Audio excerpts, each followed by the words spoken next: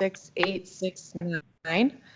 I have Mr. Thompson and Mrs. Thompson in the courtroom. Good morning. Good afternoon. Good afternoon. Good afternoon. All right. And who do I have on behalf of defendants?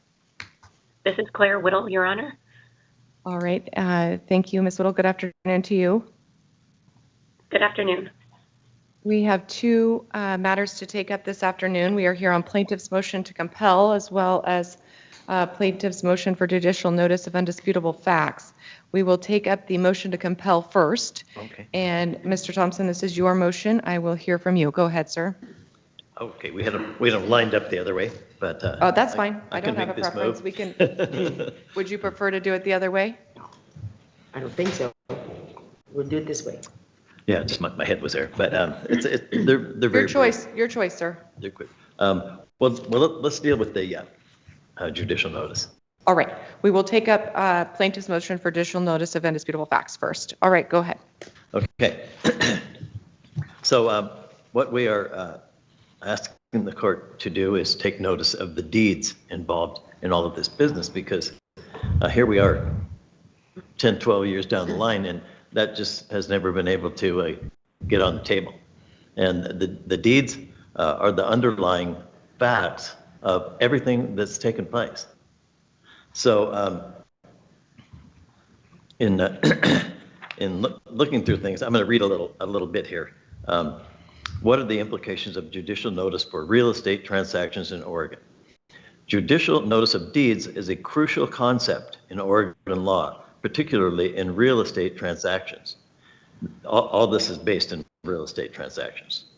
It refers to the process by which a court takes notice of a fact that is not disputed and is capable of being known by resort to sources whose accuracy cannot reasonably be questioned. In the context of deeds, judicial notice is important for ensuring accuracy and validity of property transactions.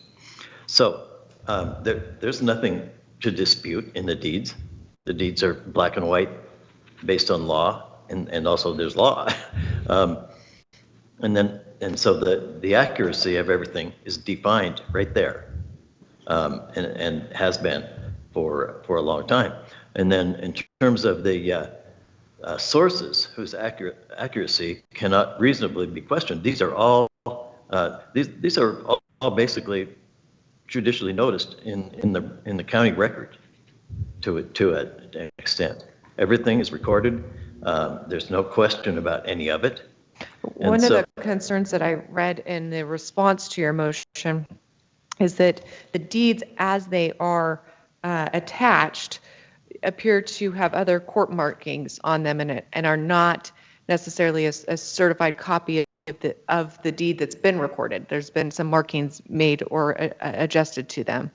Is it possible that you would be able to provide to the court just a certified copy directly from the recorder's office? Absolutely.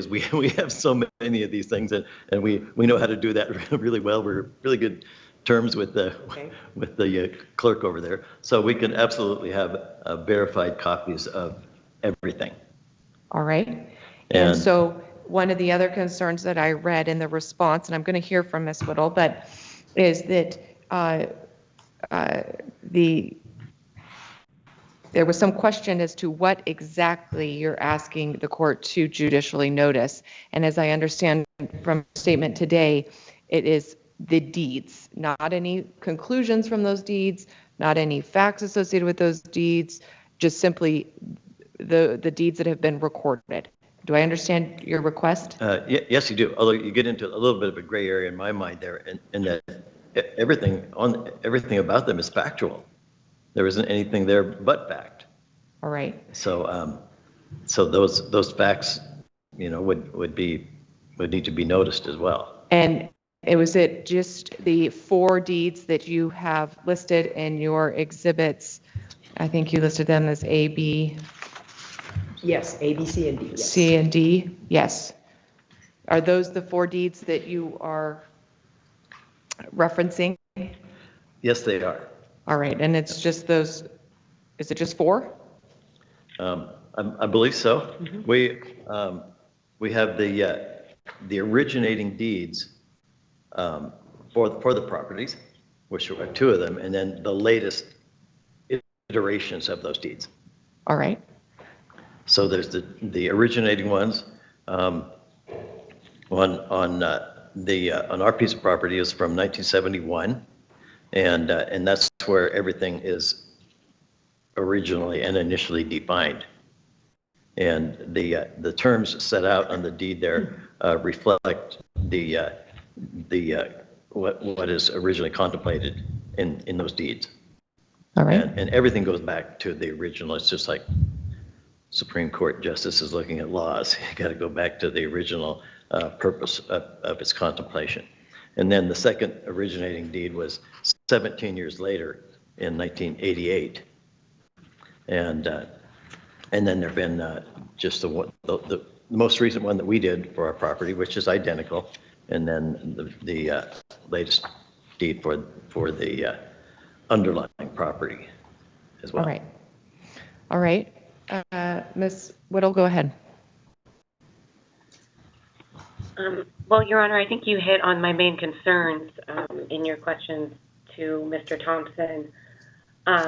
The motion itself is a confusing mix of statute, commentary from plaintiffs, excerpts from the documents, and then the documents themselves. I'm unable to tell if they are complete copies, if they are original copies. I don't disagree that in some cases deeds can be judicially noticed. I'm just not able to tell whether these are complete and accurate copies of these deeds.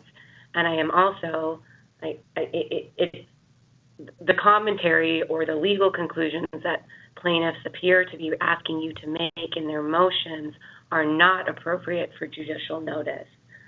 And again, it seems that plaintiffs are presenting exhibits along with commentary, along with legal conclusions that they're asking the court to make, and that's not appropriate for judicial notice. All right.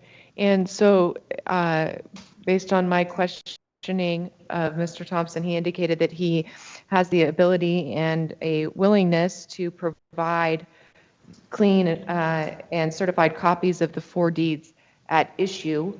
Would that help move this forward? I think so, Your Honor, yes.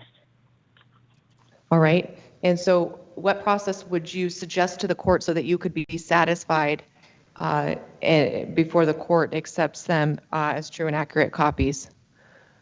Do we need to have another status hearing on this, or can the parties confer and communicate with the court?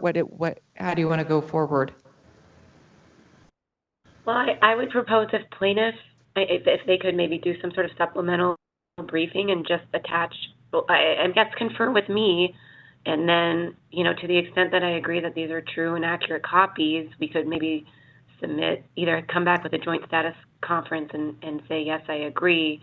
I just want to ensure that plaintiffs are not, adding additional commentary in addition to the deeds and documents themselves.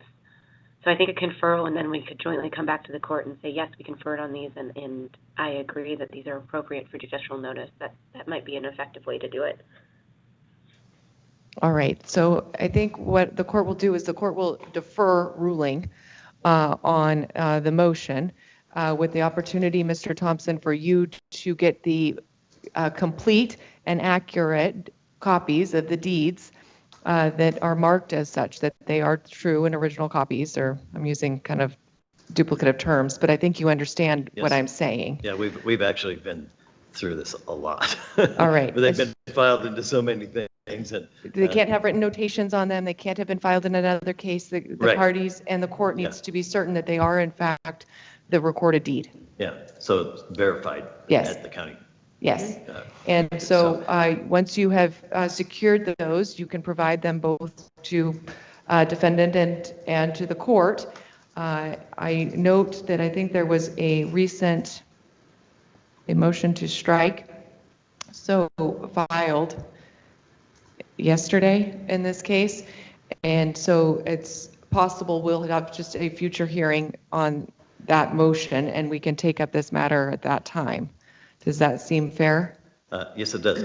If I had one question, there were a lot of references to things that are just not specific at all in terms of these conclusions about this, but they don't say what these conclusions are that they're, Well, I that they're think talking that about. I think that the concern is the additional language in your motion in which you cite two statutes and then make argument about how those statutes support your position. And so that's going to be argument that you're free to make as long as I say it's relevant at the time you choose to make it. But really, we just needed to narrow down exactly what your ask was. And what I understand your ask is the 4 deeds. And so you can supply those 4 deeds to the court and to defendants, and then the court will make a determination if it's appropriate for judicial notice. Okay, sounds good. All right. Ms. Whittle, anything further on that point? No, Your Honor. Thank you. All right. Your And Honor, one question, how would we caption that, this filing of the verified deeds? well, Ms. Whittle proposed that there be additional briefing. I think the court would be satisfied, Ms. Whittle, if they were just simply filed as exhibits for the court to review. Is that sufficient for you? Or that way we preserve them in their truest form if they're just simply filed as exhibits into the case? What is your position? That would be fine with me, Your Honor. All right. So just mark them each as an exhibit individually, and you can file them into the case as exhibits. So you don't need to put any motion with it or anything of that nature. We'll be clear on it. All right? All right. We will now proceed to plaintiff's motion to compel. And Mr. Thompson, this is again your motion. Go ahead, sir. Well, we have requested some disclosure from the defendants here, and it hasn't been very forthcoming. So we are asking the court to compel that. And I have a list of things here that we're looking to get information from, and I don't think I really need to read through the whole list for you. Well, the way that we have to do these motions to compel is first, you need to establish that you send a request for production, and then you need to identify specifically in that request for production what was not provided that should have been. Okay. All right. So do we have that? The request for protection stuff? Isn't it right here? Well, this is the motion to compel. Here we go. Okay. And there's the declaration. Okay, that's Well, let's see. What I have here is the responses to the plaintiff's first request for production, where there are basically a bunch of general objections and objections to this. Okay. All right. So see how in their response they say request for production number 1, and then they have a response request for production number 2. That's how I need you to identify for the court which request for production you believe was not been met. So, right. So I guess we just want to zip through these. Do you believe that none of them have been adequately met?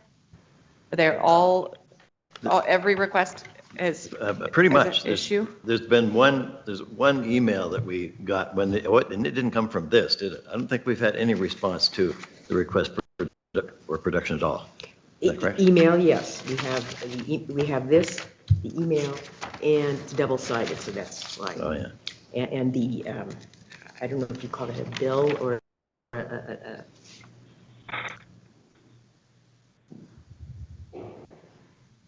Yeah, it's all just a little nebulous in terms of what the information was that we're looking for. It doesn't get specific. There are things that we didn't ask for, and then there's all kinds of other information, but it isn't specific in terms of, there's kind of an estimate is what it is from Prairie Walters Construction, but we don't have anything in terms of what the actual job was, what the contract was. We just have this estimate. And so that's not what we're looking for at all. We need to find what these contract arrangements were, what was actually paid for and by whom. And so the estimates don't really do that. So I would basically say that we haven't gotten anything at all. All right. Well, the only way the court can sort through this is to take each one, because I have to consider the objection that was made. I have to consider what production, if any, was provided. And only after I have that information can I make an order to compel somebody to do something further. So I have to understand what has happened to this point. And so, it would not be the court's preference to go through each of these. I would like you to direct me to the ones at issue, but if they are all at issue, then we need to necessarily take them one by one. Okay, so I guess it would be best to just work through the response side of it. All right. So the first one was the surveillance camera video, because there are these surveillance cameras out there, and they object, say there's overbroad. Well, it isn't overbroad. We gave them specific dates that we wanted this stuff from, because it's the dates that the defendants were there doing what they were doing. And they also claim that they don't have the responsive documents. They're not documents, it's video, but they can easily obtain that. There are other ways to get it too, but since we're working with this, we can just subpoena stuff all over the place, I guess. But this should be a very easy thing for them to get. All right, but do you have any information that it is actually in their possession or control? No.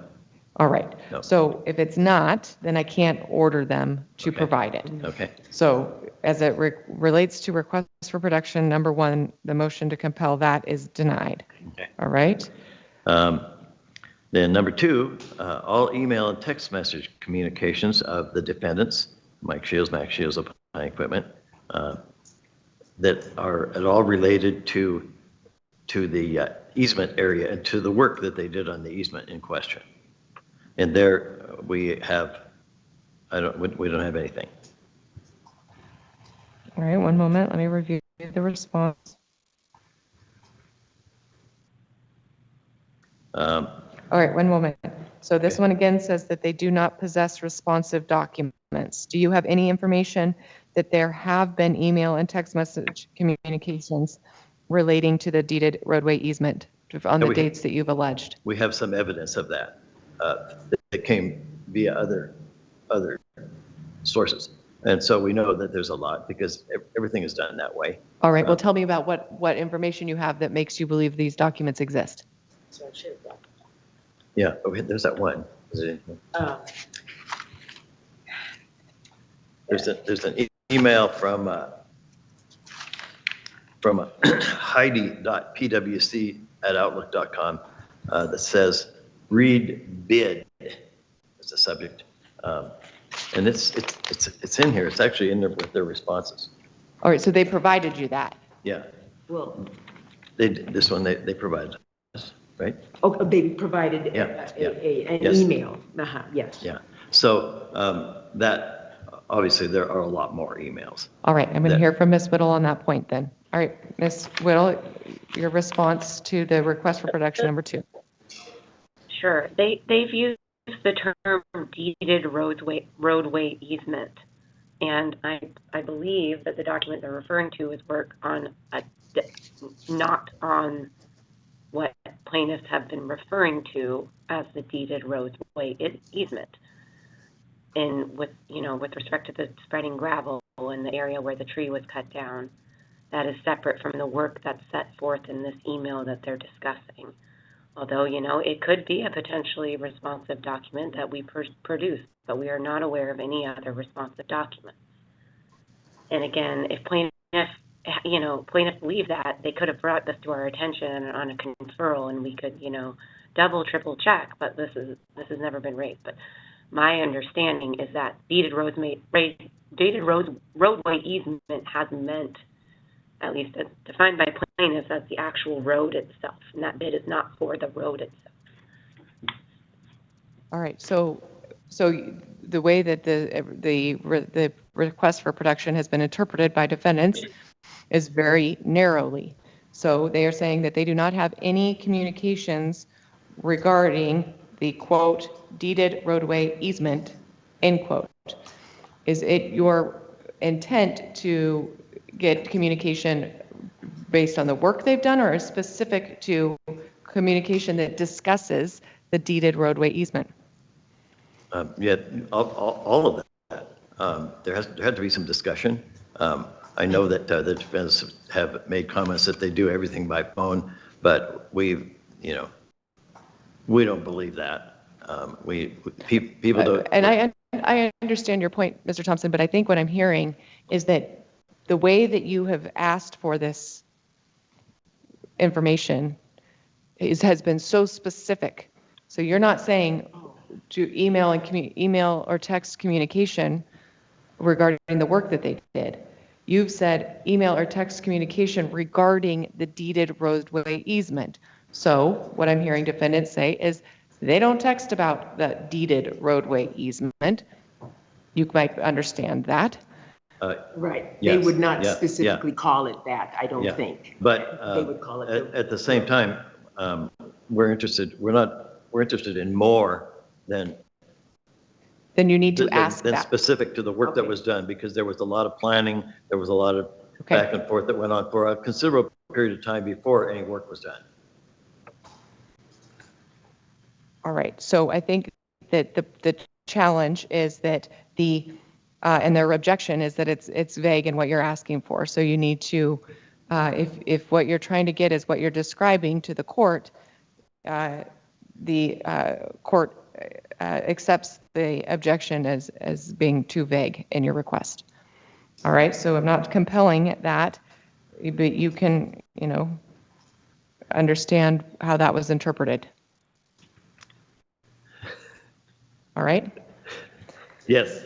All right. Now we have another one here. All phone call records of the defendants from November 1st, 2020 to the present. And there is a objection that is overbroad and unduly burdensome and vague, and a number of other objections. So why should the court order that? It's actually worded in a way to make it less burdensome, and it refers specifically to the time period when the defendants first showed up in this area, and we're doing, I'm not sure what they were doing other than trespassing on our easement, and that was in late November, December of 2020. So there were obviously a lot of communications there. So it would be burdensome if they were asked to go through and figure out each call or text message or anything like that. But I'm happy to do that. So they could just send the whole thing, and then it becomes. All right, but really what you're asking for is their communications between. Yes, yeah, and anything unrelated, I can care less about. But since nobody's really being forthcoming with anything here. All right, hold on. I'm going to hear from Ms. Whittle. Ms. Whittle, go ahead. Right. I disagree that we're not being forthcoming on our conferral prior to this motion being filed. We advised that their plaintiff's requests for the texts and phone calls were too broad, and many were not narrowed as to time, and that if we could, confer further and plaintiff provide some more specific, narrowed time and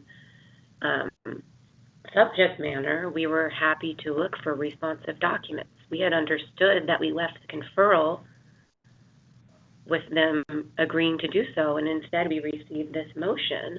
And I even reached out after the motion to plaintiff's counsel and said, I disagree with the position set forth in your motion, but I'm willing to confer on some of your requests, including number 3 and 4.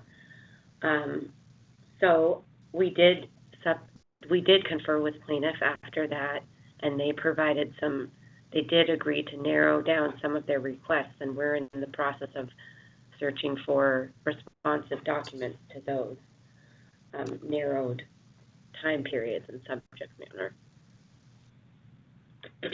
All right.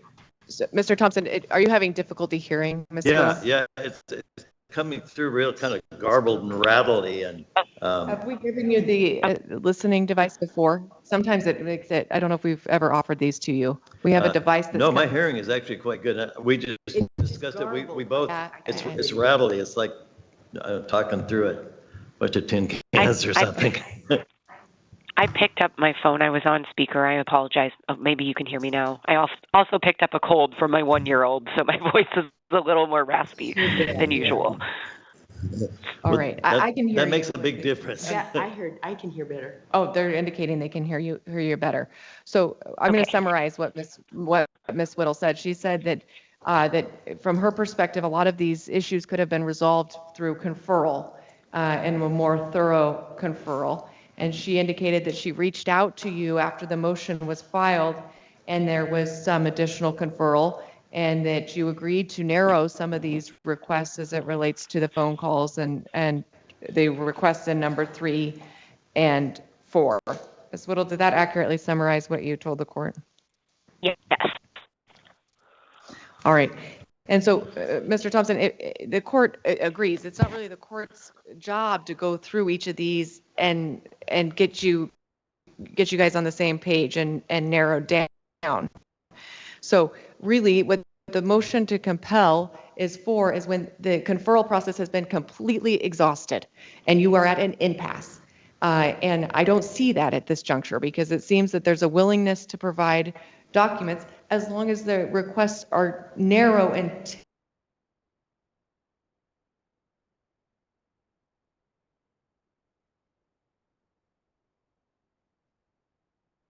tailored to what you're looking for. I sincerely believe that you're trying to be helpful in that and not having them go through each and every one for the relevant ones, and you're saying you would do that for them. But as from the court's perspective, having somebody give up their entire phone records can be an invasion of privacy that's unduly and not relevant or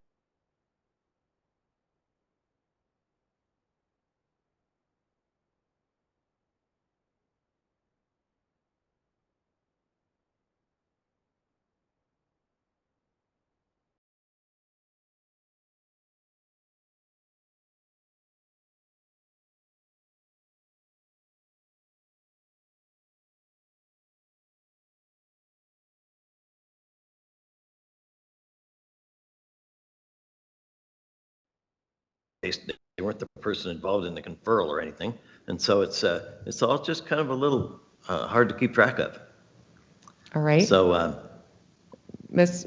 Whittle, do you have a response? Yeah, I do. I take issue to that.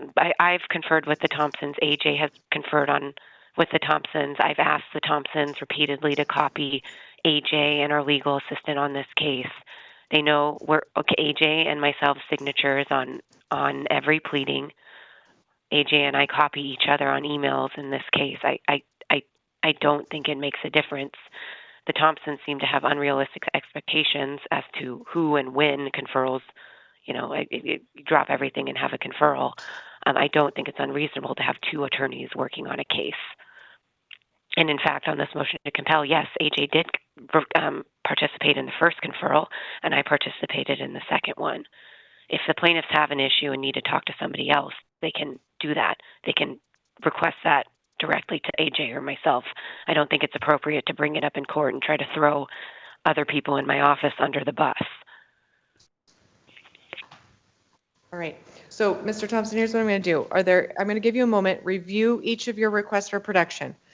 Are there any that you believe that you have had a fair opportunity to confer and that you just do not agree, that the two of you do not, whoever has conferred on behalf of the defendants? Are there any that are at that impasse? Because so far I haven't heard it that. Well, I feel like there has. I mean, we basically had to kind of give up and walk away and not complete a conferral phone call or anything. So it hasn't been, you know, successful in my opinion at all. And I agree, it would be nice to just have nice, clean conferral about things and not have to be dragged off into the weeds here and there and all kinds of other things. But that hasn't happened. It should be straight and to the point, the conferral as well. And then it would make things a lot simpler. So that's just my experience from the conferrals we've had. And Ms. Whittle's voice thing is doing that thing again too. And it isn't like I can't hear. I have really good hearing. If anything, it's too loud. It's too loud for me, and it just kind of rattles in the air and whatever speaker thing. I can hear you just fine, by the way. Okay. So trying to get moving along here. She said go through each one. She's going to give you a moment to go through each one. Read them to yourself, and I want you to bring to my attention any that you feel that you cannot work through conferral. Okay. You know, there's also on these things, the whole other side of it is, you know, obtaining this information by subpoenaing it from the other side. But this is the party we're dealing with here, and to involve everybody else unnecessarily seems. You have Mr. Thompson, you have the right to discovery, but Yes. this is the process that we go through to get the discovery. So. Yeah. Okay. So just do it on your own. You want me to go through all of them on my own? Again? I want you to take a moment and read Okay. through them. And then if there are So, ones that you need to bring to this the was- court's attention. County Road.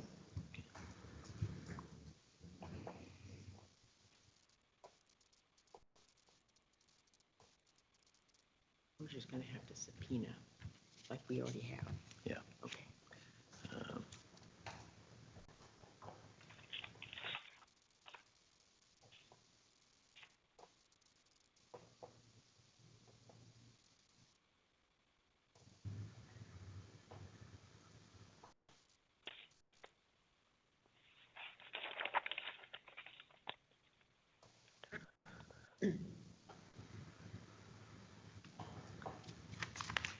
I'd like to say something. In a declaration that Mike Shields wrote on these 4 days in a different case, he specifically said he was working near the easement, which tells me that he knows exactly what we're talking about.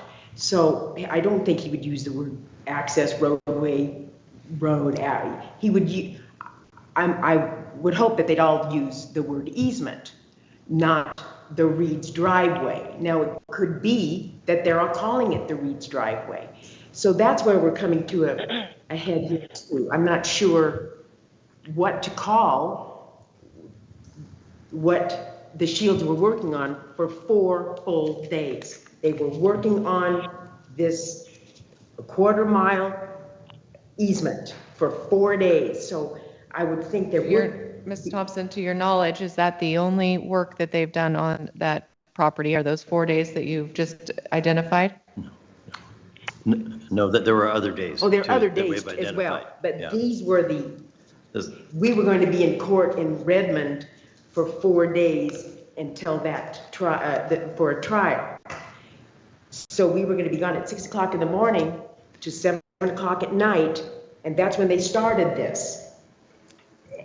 Because they thought we were going to be gone. Yeah, with no notification No at all to notification. us. So this is where we want to know why it was that day started on December 7th. And also in this email declaration, it says that he was doing work on the easement. And I don't have that today. We were discussing if we should bring it or not, but I didn't bring that because it was a declaration in a different case, the contempt cases. All right. Well, you can, what the request for production number 2, as it is written, is very, very specific to the text and email communications related to plaintiff's deeded roadway easement. But your request, for instance, does not say text and email communication regarding the work to be done on these days. Or do you understand there's a difference in absolutely. how that's asked for and what would be responsive to the request? I'm not giving any opinion as to whether that request would garner an objection from Ms. Whittle, but all I'm saying is what you have asked for here is not that. Do you understand? I understand. All right.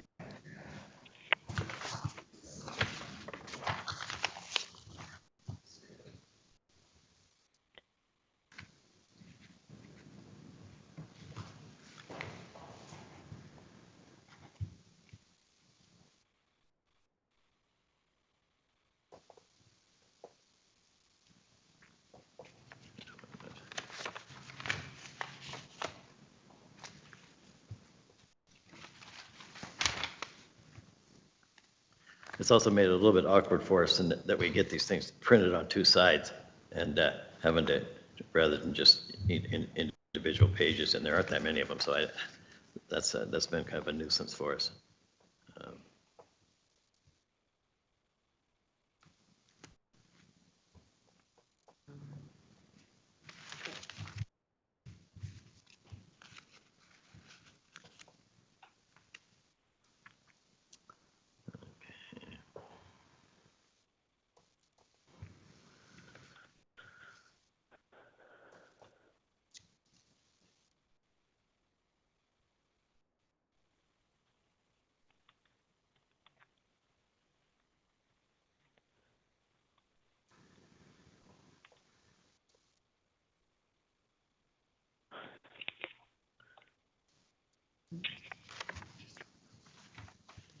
Okay. Last one here.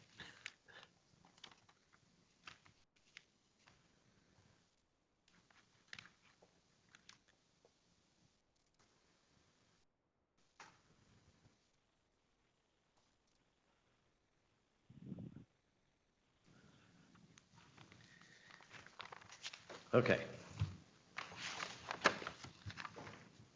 Thank you for that moment, Your Honor. All right, are there having reviewed your requests and the response, are there any the court needs to take up? Yeah. So we're back to number 3, are we now?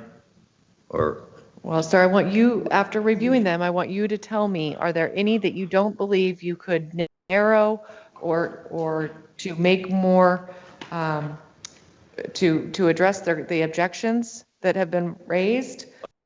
Or that you believe that there are responsive documents that have not been produced when they say that everything has been produced or that they don't exist? okay. There, I'm sure there's always room to make things a little more specific. And, but, we get into these things where I look at the stuff one after the other, and I see some kind of a shotgun response to these things. Overbroad, vague as to do, subject matter, location. 6 privileged documents under attorney-client privilege. I'm not looking for any of that. I don't believe I've asked for any of that.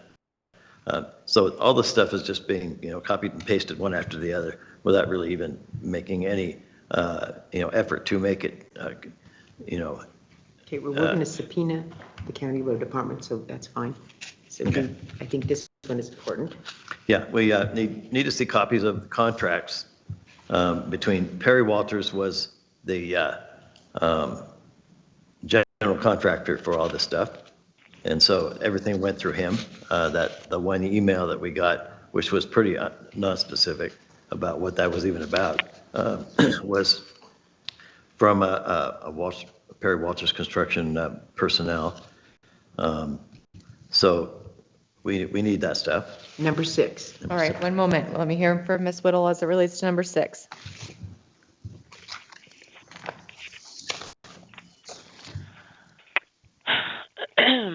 We produced an estimate for work performed on the Reed property I don't believe that there is, or I mean, there's not a written contract for work performed on the easement. So there's therefore not, we don't have, well, I'm sorry, they used deeded roadway easement here. We produced a bid for work on the Reed property, and we reference that in the responses to our request for production. We say see Lapine 1 through 3. All right. So they believe they have satisfied that request, even though it used your very specific language. So do you have information that they have not provided everything? Well, this bid that was produced here is very non-specific. Well, not a bid, an estimate that talks about all these things, you know, that. Well, I'm not going to get involved in the substance of what it says, but why do you believe there are more documents that have not been produced? Well, because there's an awful lot of money involved, and that has to be accounted for somewhere or another, and it hasn't been. All right. Well, so let me ask Ms. Whittle, is this a situation where the request is being interpreted very narrowly, or do you believe that all contracts and agreements have been produced? I believe that all contracts and agreements have been produced. Uh, All right. So I can't order them to give us something that doesn't exist. So Ms. Whittle is saying that there are none. She's saying she's given you everything they have. And I haven't seen any contracts or agreements. All right. Well, you've made your record. She said they've given you what they have. Is there another one that stands out to you that we need to talk about? Let's see. Number 8, we can cross off because we found out that the gravel came from somebody else entirely. Okay. We're talking about 240 tons of gravel that was dumped on our road. Okay. Nobody donated that. That wasn't done without any kind of agreement or billing or paying for the bill. All right, Mr. Thompson, we need to stay on task, please. Number 9. Yeah, we need all the communications between the defendants and Robert Kim Reed regarding this, and those all began. All right, well, without even hearing from Ms. Whittle, I'm going to read your number 9. All email and text messages between the defendants and Robert Kim Reed from November 1st, 2022 to the present. And so without that doesn't have any restriction on the subject matter. Yeah. And perhaps on just that 4 days. 4 days and. And so when they're making these objections as saying they're overbroad, that's what they're looking at. Yeah. And that's why if you have this conversation and you go through this conferral, just like we're doing with on the phone with Ms. Whittle, you could say, all right, what is overbroad about this? And you guys can work through it. When you say your objection is this, and then you could say, that's not what I'm asking for. Oh, okay. Well, what are you asking for? Oh, okay. Well, we can get you that.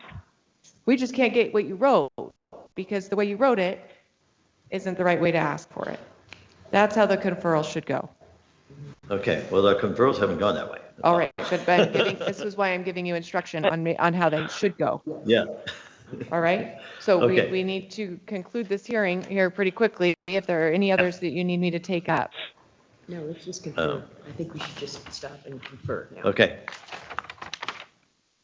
All right. What she said. All right. So and Ms. Thompson said that stop and confer, and that's the court's position as well. So, Mr. Thompson, let me be clear, and Ms. Thompson, I've given you instruction on how this conferral should go. So, if there is further need to have a motion to compel filed, the court has an expectation that conferral has happened in a meaningful way, and that you come to court prepared to identify exactly which request has not been complied with and why you think it should be. Does that make sense? Yes, it does. All right. These hearings are costly to parties and yourself and your time and your preparation, and to the attorneys involved, and to the court. So I am denying the motion to compel today based on our conversation. And I'm putting you essentially on notice about how these need to go in the future. Otherwise, I understand that the defendants have asked for attorney fees for their time to attend these hearings. And so you can understand that based on this conversation, I expect in the future that it's done the way it needs to be done. All right? All right. I want to add our last conferral with AJ. He was on vacation in a public spot. We couldn't hear him. He was not listening to us. We couldn't hear him. And he said, I'm on vacation and I'm doing this conferral today. It sounded like he was talking from the middle of a busy restaurant or something. Very disrespectful, I thought. All right. So I'd like to make sure that All doesn't right. happen again. All right. I'll work these issues respectfully and professionally. Ms. Whittle, anything further this afternoon? No, Your Honor. All right. That will be the order of the court, and we will be adjourned. Thank you. Thank you very much. Thank you. Thank you, Your Honor.